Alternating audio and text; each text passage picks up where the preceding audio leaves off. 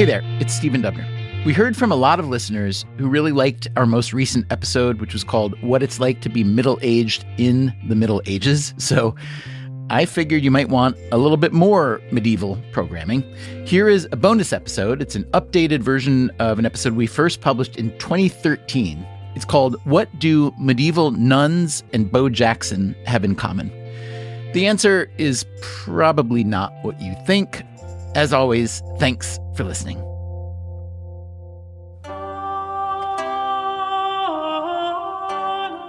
It probably was pretty darn painful because you're not living in a world with good razors. The chances are what they're using is kitchen cutlery, I would imagine, and that is not necessarily all that sharp. I can't imagine how painful it was. That's Lisi Oliver. When we spoke with her for this episode around 12 years ago, she was studying medieval law at Louisiana State University. And what do you think she's talking about that was so darn painful? Between the 5th and the 12th century in early modern Europe, barbarity swept through the continent and also the island of England, and often the targets of these attacks were monasteries and nunneries. But nunneries, you had the added incentive of rape to add to sort of pillage and destruction. For a nun, rape was especially problematic, aside from the obvious reasons. Rape violated a nun's chastity, which meant that as a bride of Christ, she might be forbidden entry into heaven. So what do you do if you're a nun and there are barbarians at the gate? In the 9th century, one nun, an abbess who came to be known as Saint Ebba, came up with a plan. Here's Lisi Oliver reading from a history by Roger of Wendover. The abbess, with an heroic spirit, took a razor and with it cut off her nose, together with her upper lip onto the teeth, presenting herself a horrible spectacle to those who stood by. Filled with admiration at this admirable deed, the whole assembly followed her maternal example and severally did the like to themselves. When this was done, together with the morrow's dawn, the pagan attackers came. On beholding the abbess and the sisters so outrageously mutilated and stained with their own blood from the sole of their foot unto their head, they retired in haste from the place. Their leaders ordered their wicked followers to set fire and burn the monastery with all its buildings and its holy inmates. Which being done by these workers of iniquity, the holy abbess and all the most holy virgins with her attained the glory of martyrdom. There's a very graphic picture of St. Ebba cutting her nose and lip off, and all of the women around her looking thrilled at the concept. In terms of pain, it must have just been dreadful to cut your nose off at night and then wait until the morning with that pain racking your body. But that is the pain of martyrdom. It's the crown of thorns.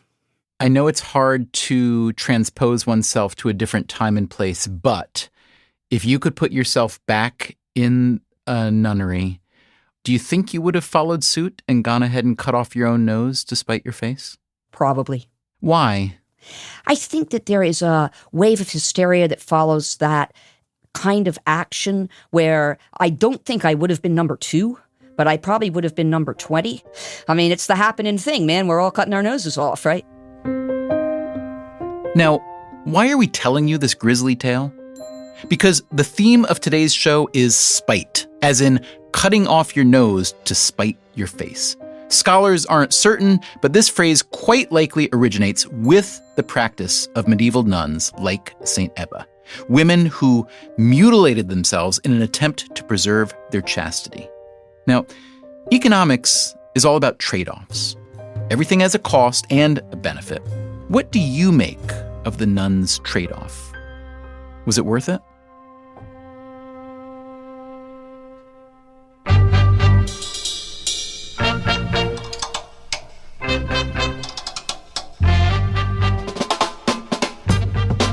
This is Freakonomics Radio, the podcast that explores the hidden side of everything, with your host, Stephen Dubner.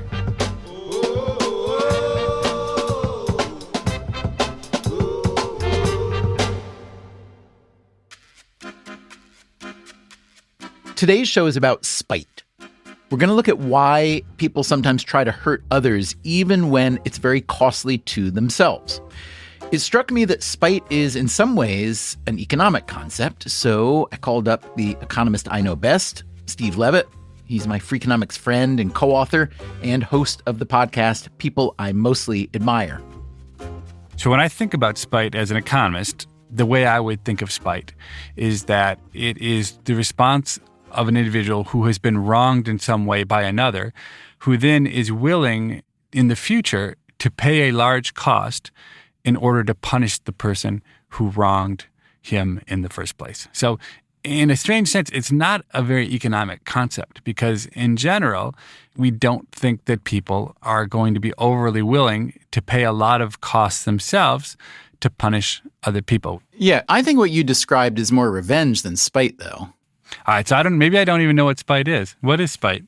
Excellent question. Well, it's not so easy indeed to define spite. And that's Benedikt Herrmann. He is also an economist, originally from Germany. Today, he works as a research officer for the European Commission. He has done a lot of research on antisocial behavior. You might even call him a scholar of spite.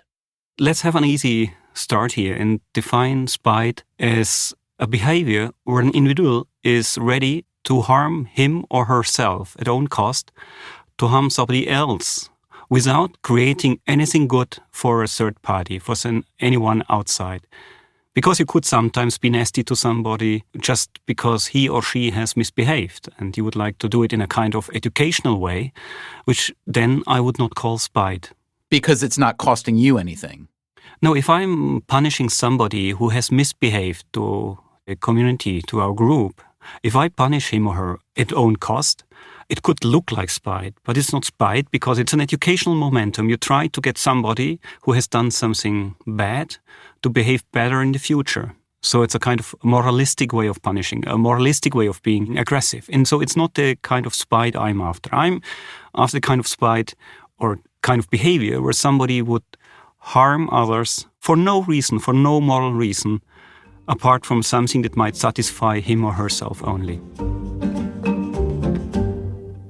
Traditional economics argues that most people try to satisfy their self-interest, to maximize their profits and opportunities.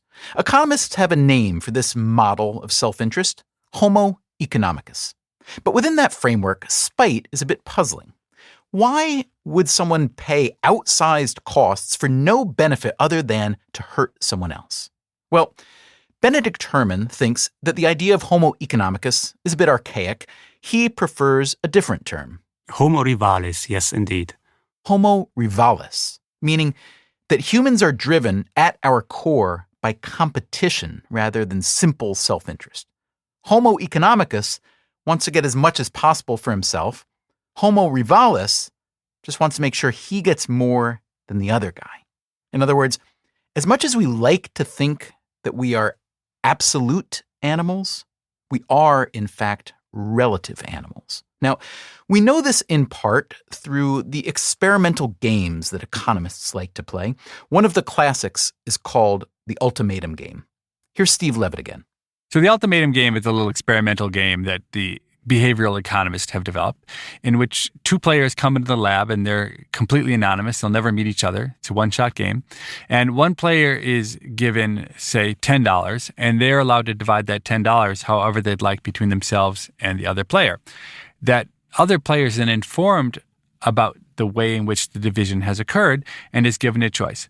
They can either accept the division, say $7 for the person who's splitting the pot and $3 for me, or I have another option to say, no, I prefer both of us to get $0. So you always face a choice between, as the recipient of the ultimatum, is I can accept what the other person offered me, or I can have us both get $0. And empirically what we see is that rarely will anyone accept an offer that's less than 20%. So if the person who splits the pot divides it more unevenly than 75-25, you're almost guaranteed to have it rejected, even though the rejecter is giving up the 25 or the 20% of their own money in order to take the 75 or the 80% away from you. Now, to an economist, this might seem perplexing. Why am I willing to throw away 2 or 3 of my dollars just to make sure that you don't get 7 or 8?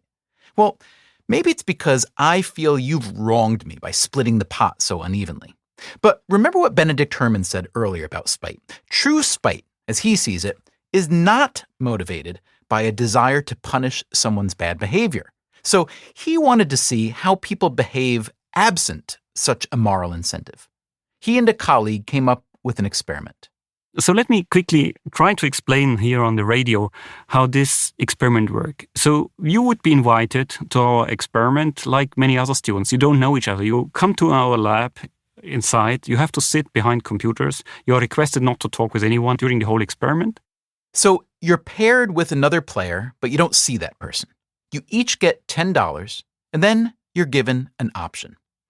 If you surrender $1 of your money, you can destroy $5 of the other person's wealth. Now, there's no revenge going on here. There wouldn't seem to be anything for you to gain by destroying the other person's money. But, as Benedict Herman found, about 10% of the players did take that option. Herman calls such a player a difference maximizer. That means that we want to maximize the payoff differential between the opponent and us. So maybe in a more picturesque way, being aware that we are losing our trousers for the sake and for the hope that the opponent will lose both the shirt and the trousers. In other words, some people were always willing to cut off their noses to spite the other player. Herman was perplexed by this finding, and he tried the experiment in a variety of versions, variety of settings, different parts of the world, different kinds of societies. But in each case, he found that a surprising number of people would give up some of what was theirs for the sole purpose of taking something away from someone else. And what are you as the researcher thinking? Are you thinking this is remarkably surprising, sad, strange, irrational? What is your... I mean, on the one hand, you must be excited because for the sake of a paper, it's a fascinating finding. These are the two souls of a researcher. Of course, on the one side, exactly as you said it very nicely, you are very excited.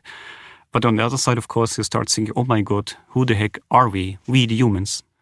For me, the outcome of all this research is definitely a kind of sadness and also worry that we can be too fast, we humans. We can get too fast into intergroup conflict, which don't make any sense to anyone. That we start to harm each other, that we start innocent people to kill each other for something that at the end of the day could have been decided in a much more reasonable way. Now, as interesting as this may be, as believable as it may be, Steve Levitt warns us not to make too much of lab experiments like these. It's hard to extrapolate from a lab setting to the hurly-burly of the real world. When people are in the lab, they're completely anonymous. It's the only time we'll ever play. But the real world isn't usually like that. Indeed. So, after the break, we'll get back to the real world, see if we can find a story where someone willingly gives up money, and not just a few bucks like in these lab games, but lots and lots of bucks in order to prove a point. Well, the contract he was offered was 5 years, $7.66 million. That's coming up after the break. I'm Stephen Dubner, and you are listening to a bonus episode of Freakonomics Radio from 2013. We'll be right back.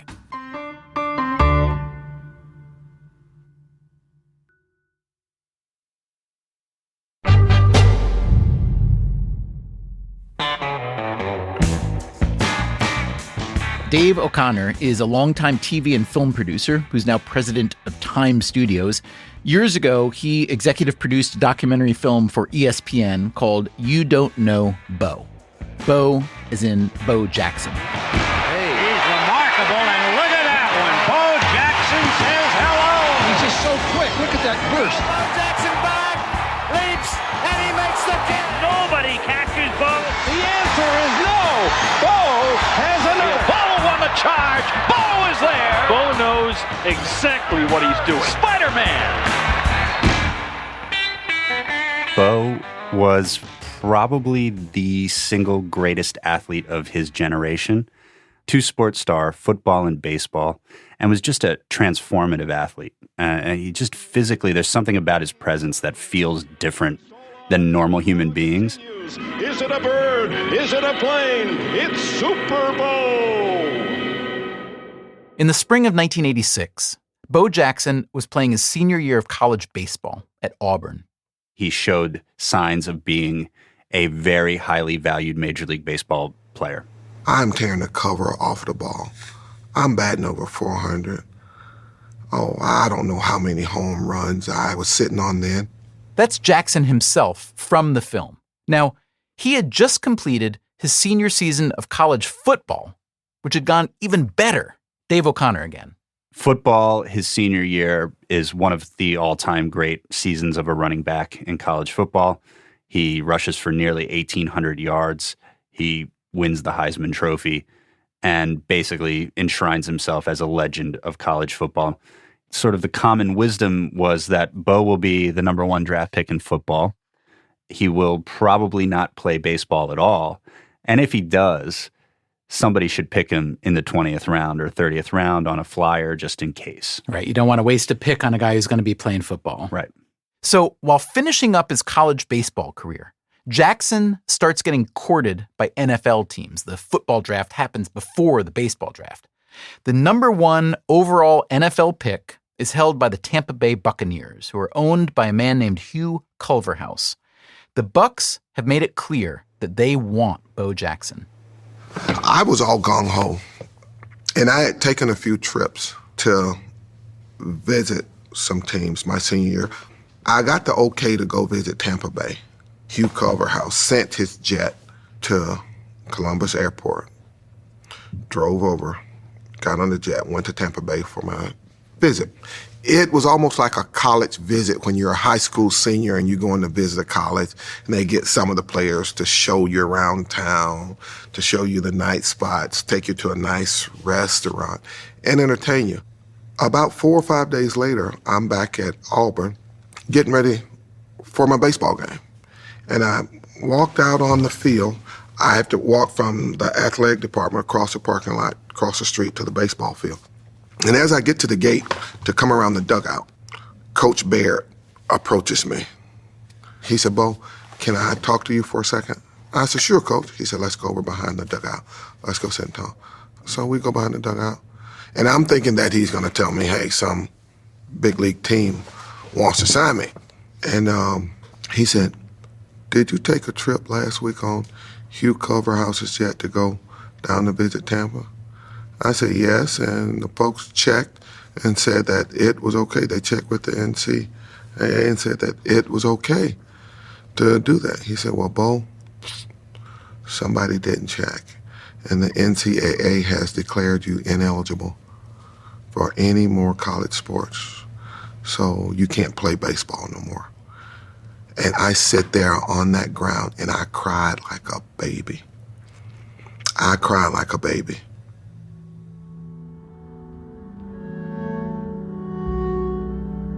Bo Jackson immediately felt that he'd been wronged. He loved baseball, and even though it looked like he was going to play football professionally, he was distraught about being barred from finishing out his college baseball career. And what's more, he became convinced that Hugh Culverhouse, the Tampa Bay owner, had done this to Bo on purpose. Because the officials at Tampa Bay told me personally, yes, we checked and they said that it was okay. I think it was all a plot now just to get me ineligible from baseball because they saw the season that I was having and they thought that they were going to lose me to baseball. And if we declare him ineligible, then we got him. Now, we don't know whether the Bucs actually meant for this to happen, but it certainly did seem to work out well for them. They were in line to pick Bo Jackson number 1 in the NFL draft and pay him so much money that he'd forget about baseball in a heartbeat. There was just one problem. Bo Jackson isn't the forgetting type. And I said, there is no way I'm signing with Tampa Bay. And I told Hugh Culverhouse, I said, you draft me if you want. You're going to waste a draft pick. I said, I promise you that. And Hugh Culverhouse, well, this is what I'm going to offer you as a signing bonus, and you're going to take it whether you want it or not. I said, all right. They didn't think I was serious. And I sat down after baseball season was over. I talked to my baseball coach. I said, Coach, a lot of people don't think I'm serious about playing baseball. I said, but if Tampa Bay drafts me, I said, on my honor, and I'm looking you in your eye, man to man, I'm playing baseball. So if you know any teams out there that's interested in an outfielder, you let them know. In the NFL draft that April, Tampa Bay did select Bo Jackson with the number 1 pick, which was attached to a $7.66 million 5-year contract. And then, a couple of months later, Bo Jackson was selected in the baseball draft in the 4th round by the Kansas City Royals. They offered him 3 years at just $1 million. The choice would seem obvious, but Bo doesn't know obvious. He rejects a football offer, and he takes the baseball offer. How surprising is this? Here's Dave O'Connor again. Unprecedented. It just doesn't happen. You can't, I mean, money talks, right? I mean, you have $7.6 million sitting there, and you sign a contract for 1. That's a rare occurrence. It sounds like a decision that very few people that I know at least would have made. Do you think that was an act of spite on Bo Jackson's part? It's interesting because I think Bo would say that he did the honorable thing and that he has a code. But when you look at it on its surface, it is spite. There is no rational explanation for walking away from that kind of money. He's not just hurting himself here. He's also doing this to hurt Tampa Bay to some extent. The opportunity cost of losing a first-round draft pick isn't just that Bo Jackson isn't playing on my team. It's that every other player I could have selected with that pick is not playing on my team either. So it's a huge impact to Tampa Bay, not to mention the public relations nightmare of going out on a limb and selecting somebody and not getting him.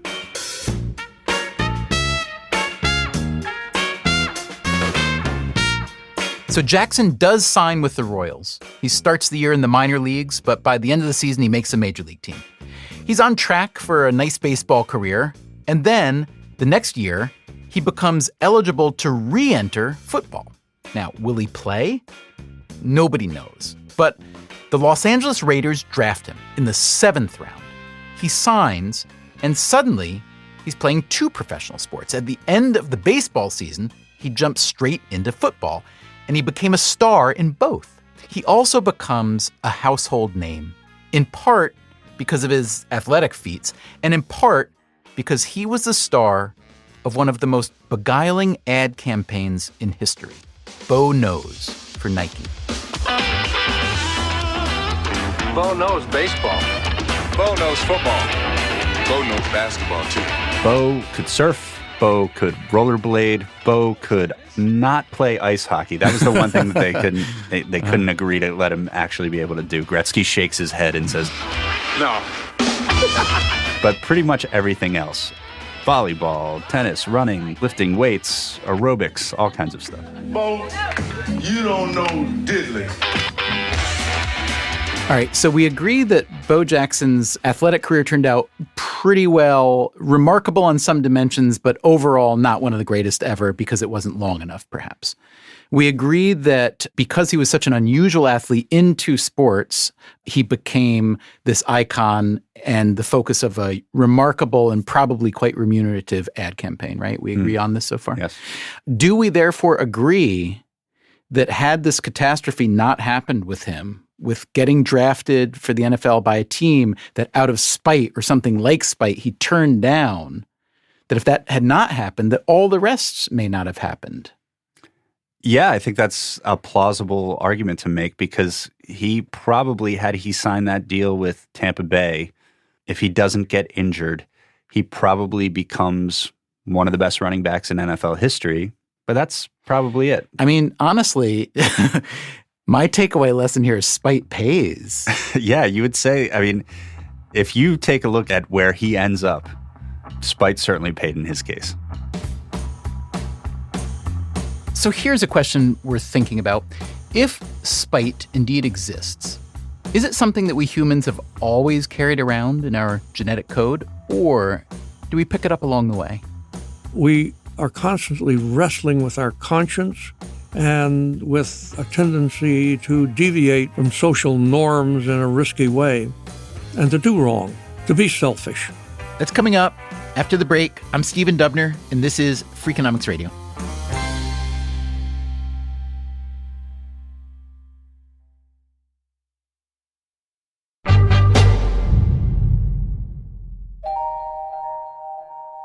So far in this episode, we've heard about spite in professional sports, spite in medieval nuns, spite as measured in laboratory experiments. So is spite an innate part of being human, or is it something we learn?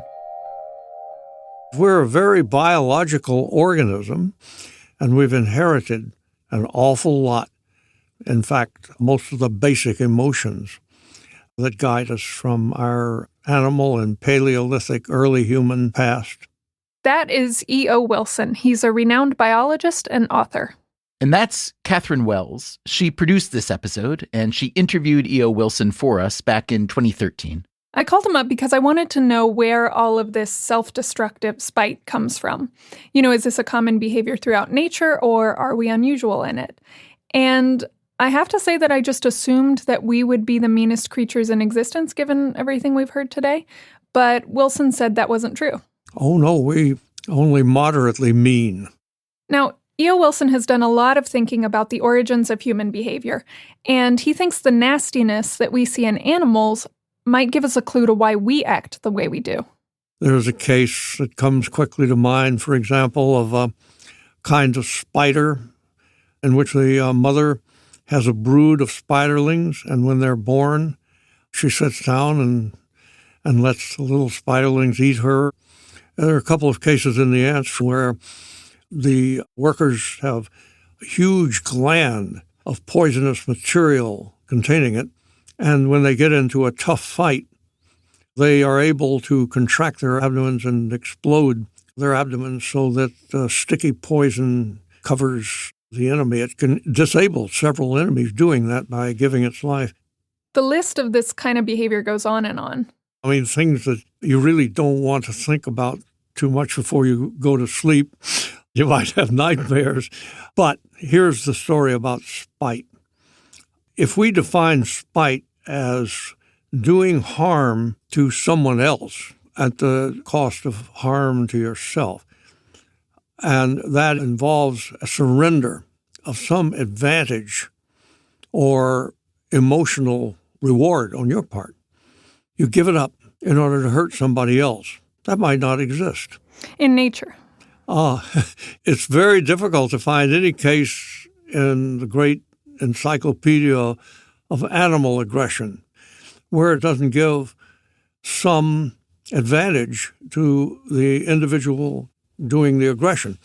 But it's very rare that an animal would deliberately injure itself just in order to create injury in another individual without any further gain to itself to deliberately do that. I think spite does not exist in the animal kingdom. In the way that it does in humans. Is that right?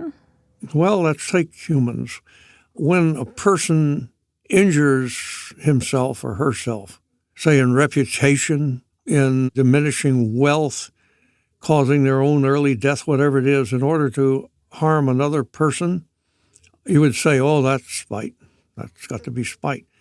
But it really would be true spite in my mind, as opposed to mere risk-taking or trade-off for one kind of gain in exchange for one kind of loss taken, if you can't see a gain. And that's hard to imagine. Even vengeance has its gain. It has a strong emotional award to it. For example, if you harm yourself in your reputation, you accept that if the damage you can do benefits you in some other way, or benefits, say, particularly your own offspring in a particular way. You know, like unscrupulous stage moms, murderesses of cheerleading champion competitors. I think you get the drift. Even a mass murderer who goes out and harms a lot of people is taking some benefit, emotional benefit from that when suicide is intended. A lot of mass murders are just a terrible form of suicide in which a person decides to get the satisfaction in advance of committing it. And maybe the satisfaction the person will get in striking out against something they imagine to be their enemy and diminish them before. So when you add that factor, maybe real spite does not exist.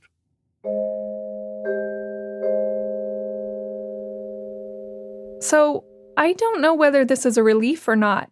I mean, the idea that spite might not even exist seems good, but the fact that we get personal satisfaction out of hurting other people, I told Wilson that was kind of a bummer.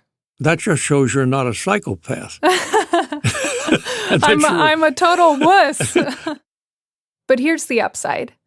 Spite is not the only motivation we have for being self-destructive. There's actually another. Altruism. When we hurt ourselves, we aren't always doing it just to hurt someone else. Sometimes we're doing it to help.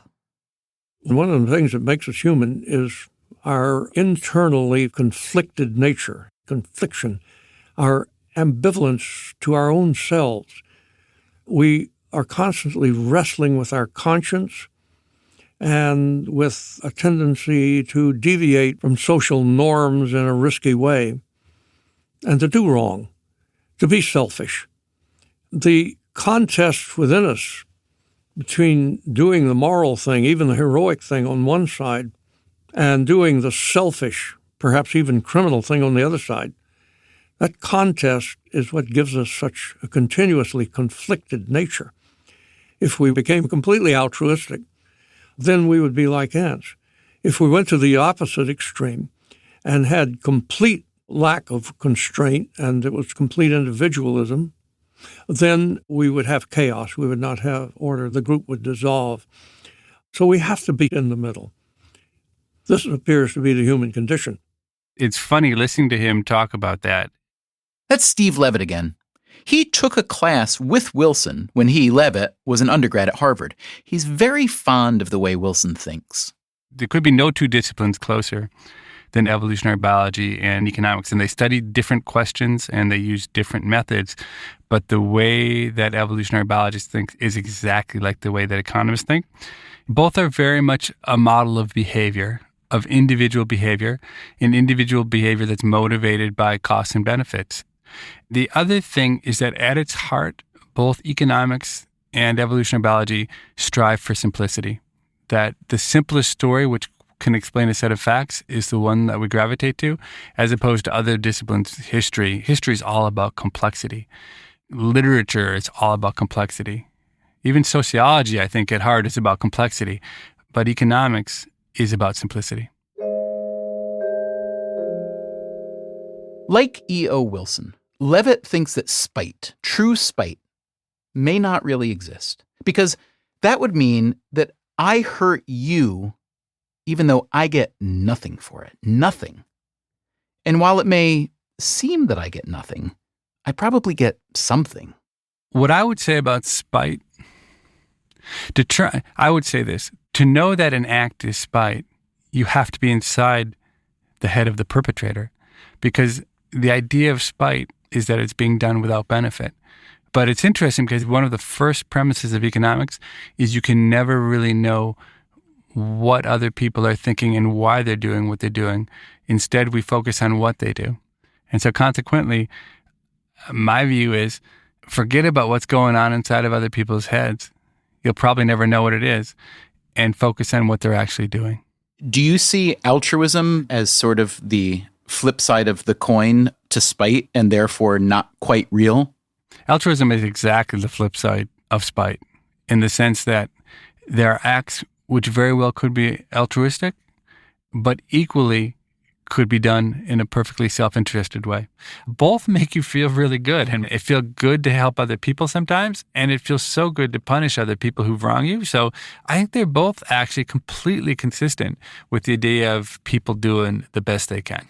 And what about you personally, Levitt? Do you get more satisfaction generally from helping people or punishing people? I'm a lover, not a fighter. You know that, Dubner. I like to help people.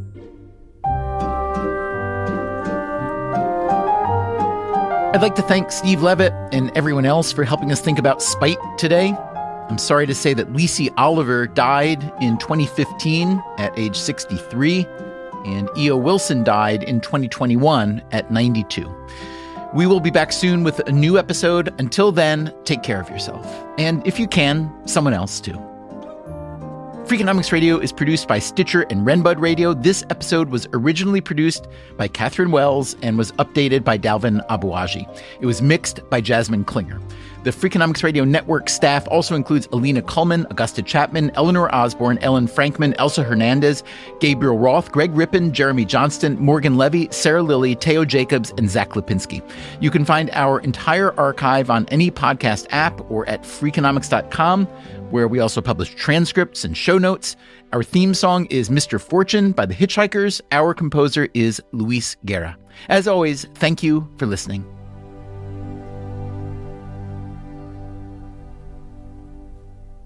So to cut off my nose and to prevent rape by the Vikings, you said they were in this case?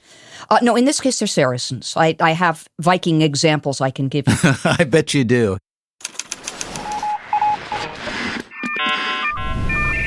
The Freakonomics Radio Network, the hidden side of everything. Stitcher.